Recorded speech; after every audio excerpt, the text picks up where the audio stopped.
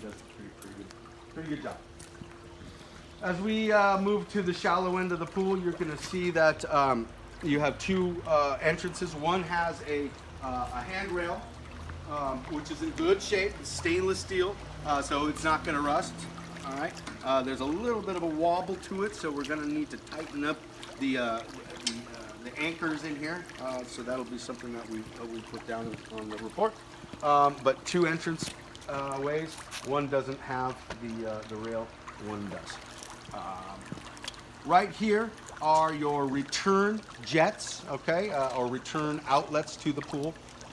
This is where water comes back to the system after it goes through your skimmer over there and being drawn through the vacuum, goes through the filtration system and enters back to the pool as clean water.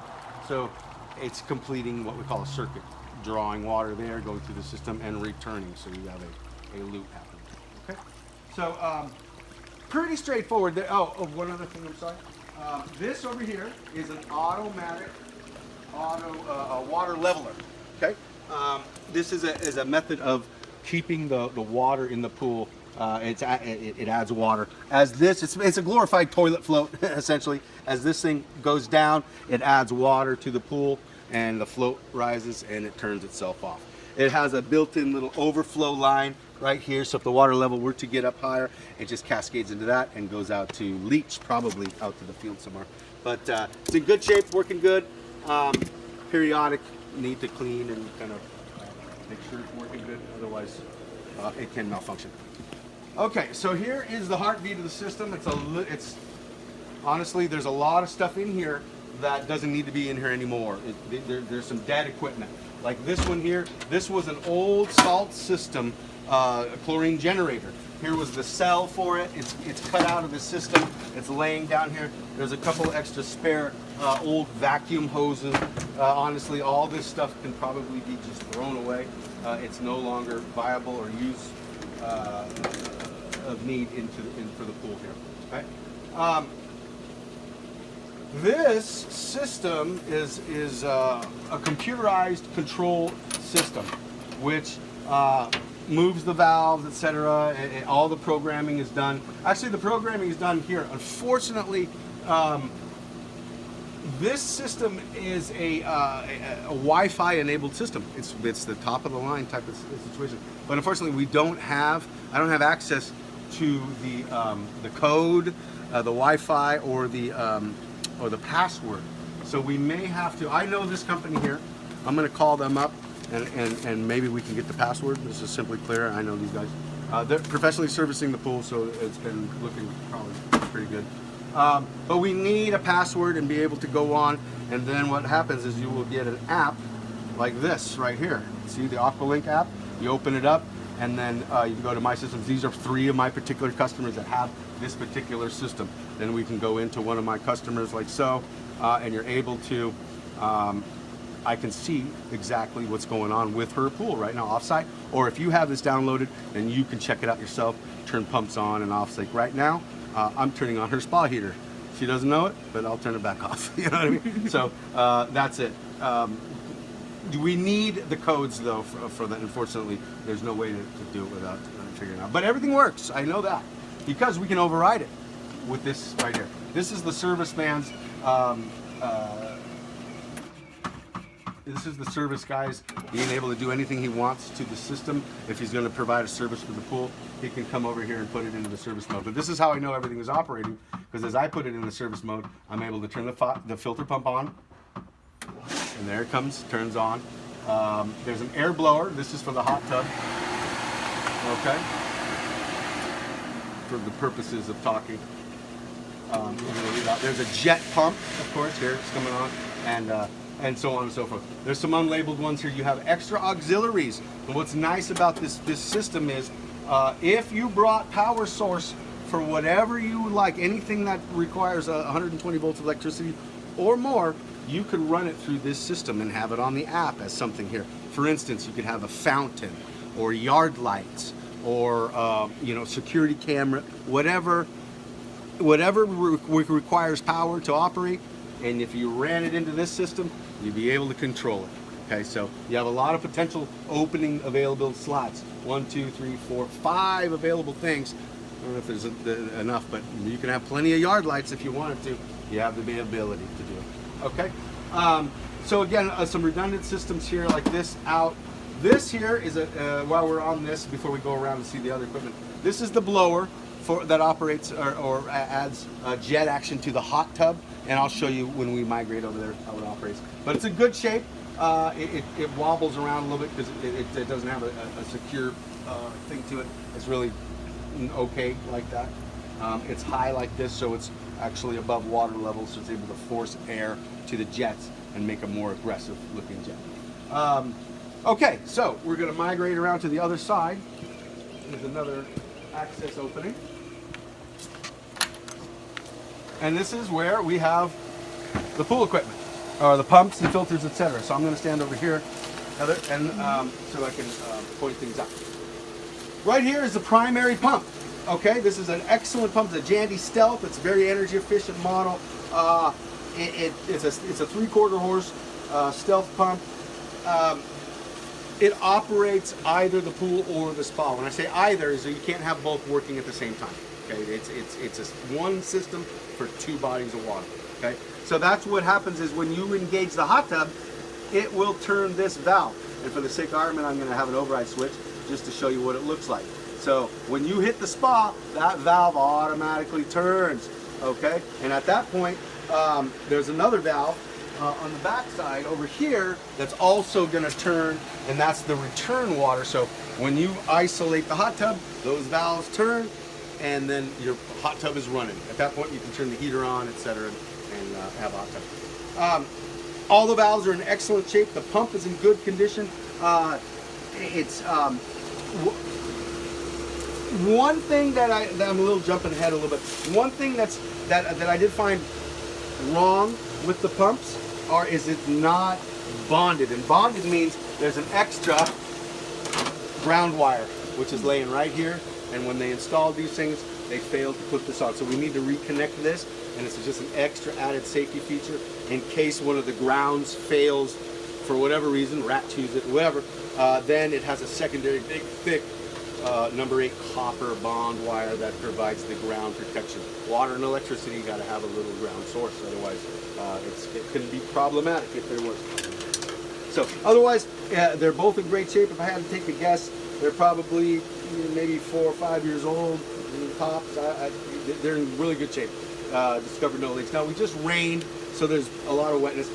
Probably a good idea to keep the area clean. You got a lot of leafy material buildup. What happens is that builds up. We need airflow below these pumps and stuff like this, so it keeps them cool. So I can write up a cleanup, situation, but you literally a half hour with a blower, you're able to see what we got. But again, lots more unidentified, or not, old equipment, I should say. Doesn't need to be here, really. This right here is your filter. This is what cleans the water for the pool or the spa. Beautiful filter. It's dirty, of course. It's outdoor setting, but it's one of the best filters out there. This is a Jandy CL 420, 420 square foot of filter area. You got 4 big cartridges. They're all in good shape. You can see the clarity of the water looks good. Periodic need to replace the cartridges though, like every 5 years or so. And this is where the doozy happens. Each one of these are currently about $100. So you got, every 5 years you got about $400 to replace. Hopefully those prices maybe go down.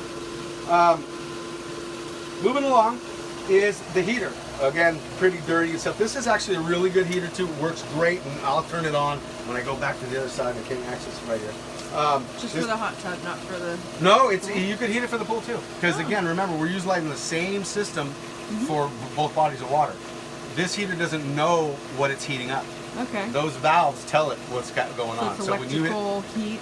No, it's gas. It's a gas powered. It's a 200,000 BTU heater. It's actually a baby heater for pool standards. They go up to 400, double the BTU output for residential. But this one will heat that spa pretty quickly. Probably even in the dead of winter, if the water temperature is about 50 degrees, it'll get to 104 in probably half hour, 45 minutes. Okay, pretty good. One of the best heaters out there. It's a self-enclosed heat exchanger inside here, so no rodents get inside here and wreck the stuff. Now, rodents can get up into some of the areas of the electronics. Everything was clean, no problems with it. It fires up and works just fine. And again, it could be controlled with your app. What's nice about that app situation and the Wi-Fi is if you were coming up from San Francisco or so or wherever and you wanted to take a hot tub and you didn't want to wait 45 minutes when you got home, you could turn it on and by the time you got here, it's hot and ready to go. So it's kind of a nice feature. That's pretty much it in the messy pump area zone. I'm going to go over to the other side and I'm going to engage the hot tub and then we'll open it up and take a look so you can see the action happening there. As I'm passing it by, here is the cover pump. If you noticed, when we retracted it, there was no water on the cover, and we just had some pretty good, decent rain. This little guy, baby it. They don't make this guy anymore. In fact, Rule, as a Rule cover company, is gone. There's other cover pumps available, but this one is probably one of the best out there. Automatic, it sets on there, it periodically surges on. If it senses water's on the cover, it remains on and pumps it off until it's off. So very reliable.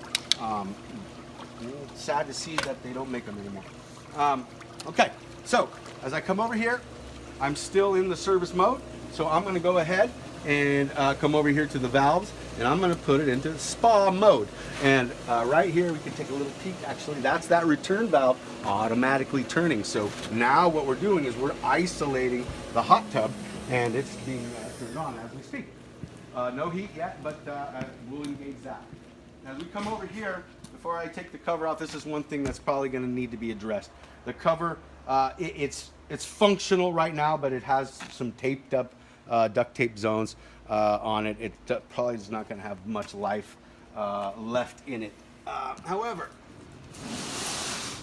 currently it's lightweight enough to still operate. Okay, what happens is it can start to absorb water. Once we get breaks in the visqueen plastic, that coats and covers the styrofoam core, and it becomes really heavy. So once I see that we have some holes in the outer vinyl, it's just a matter of time before this thing starts to soak up rainwater and becomes heavy. So you're going to get a bit of a write-up for a new one. So now you can see that there's motion happening in the spa. It's kicking on now. If you notice, it's not jet and rumbling yet because we're just using the primary pump to filter and heat. So the valves have turned over, and now what we can do is go ahead and engage all the action.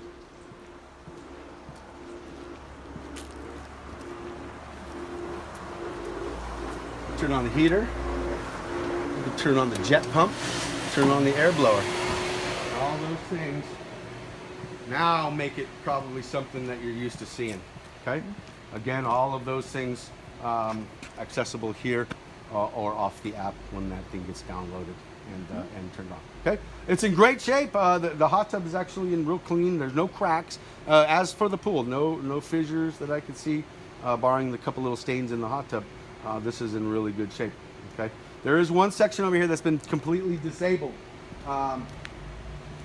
There used to be a 4-function remote right here that you could actually turn the hot tub on.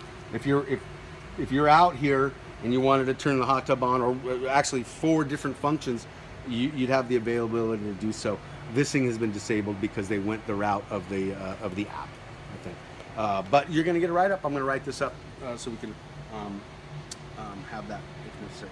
Again, nice stainless steel handrail. Everything looks great, level. Over here was the controls for the old, now defunct pool light. So that when you see this thing right here and you wonder why nothing's powered up or working, is because it's totally dead, unfortunately. So that could be removed. Yeah, they could cut that out. It was a fiber optic, so they utilize that because fiber optics have no electricity in the pool. So they're trying to get away from, electrocuting people if there was a problem with a pool light, like a standard one. But they didn't last long. Okay. Now they have low voltage lights that do the same type of thing, but are much more convenient. We'll see if the fiberglass guys come up with a solution to retrofit, but currently, unfortunately, there is nothing available right now. So. Okay. Okay. Well, thank you. Congratulations. fall. Enjoy it. All right.